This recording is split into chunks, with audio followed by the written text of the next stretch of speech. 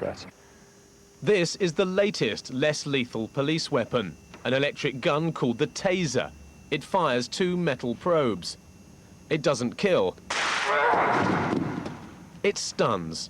Arms out, cards up. With a shock of 50,000 volts. What you saw there was the device pointed towards the subject, and you saw the laser sight which showed on the subject's shoulder. The top probe actually lands where you see that red laser sight. If we hit them from behind, the muscle contractions that actually occur are very strong and take the person to the floor very quickly. When the trigger's pulled on that weapon, the 2 probes launch into either clothing or the body, and what happens is the electricity arcs between those 2 probes and just makes you drop to the floor. You lose control completely of your muscles. That gives us time to close the gap, take hold of this person and apply handcuffs.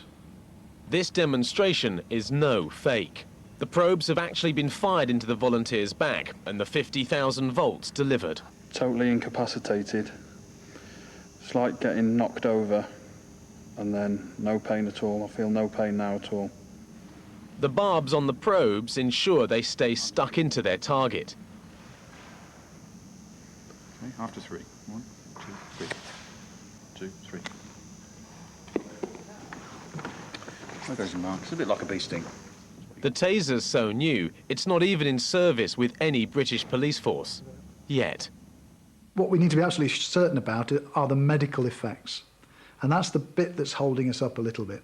There's some research going on in America, and our sort of police research people in London are doing some. They're the 2 bits missing from the jigsaw. With this, we can actually touch it against a person, pull the trigger, and it works as a stun gun, if you like.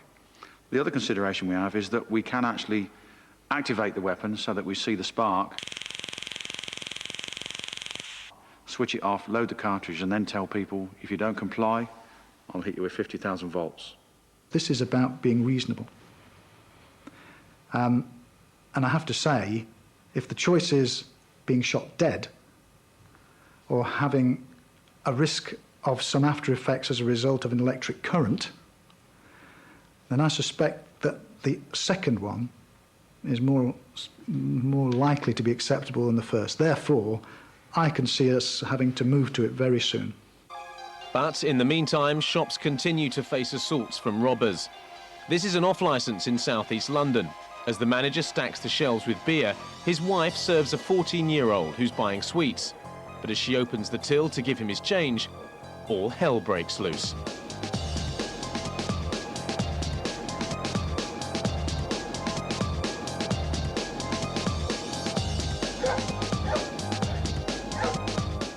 As the teenage thief escapes with less than £40 from the till, his accomplice, who's 17, tries to punch his way out of trouble.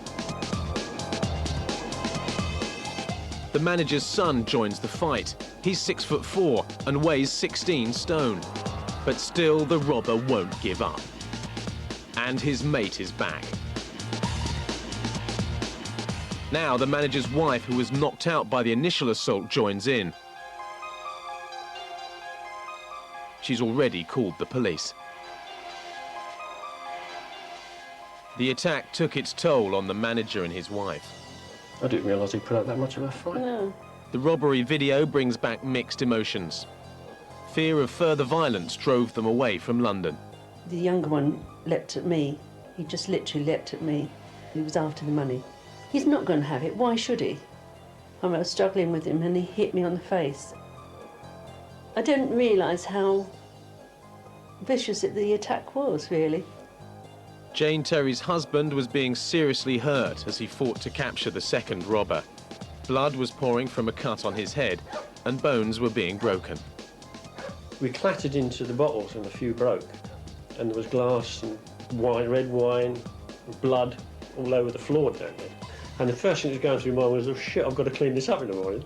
It was just self-preservation. I'm just hanging on.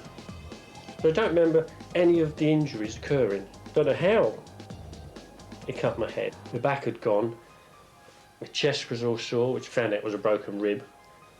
It wasn't until we saw the video that I realised, saw when he kicked me in the ribs, and must have cracked that. And he's laying there squealing, saying, Leave me alone, I ain't done nothing.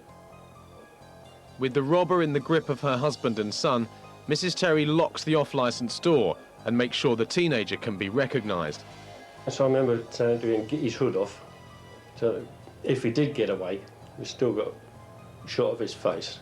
I just wanted to try and sort of help Chris, and the best way I could, hit him. It was just reaction for me. You know, I protect my own. I'm a normal mother, I suppose, and a wife. You know, you don't want anybody to hurt your own. The police arrived 4 minutes after the robbery began. We were lucky they were just down the road, so they came very, very quickly. But it seemed like hours. The thief who ran away was later caught. He and his fellow teenager were given 3 years for theft and assault.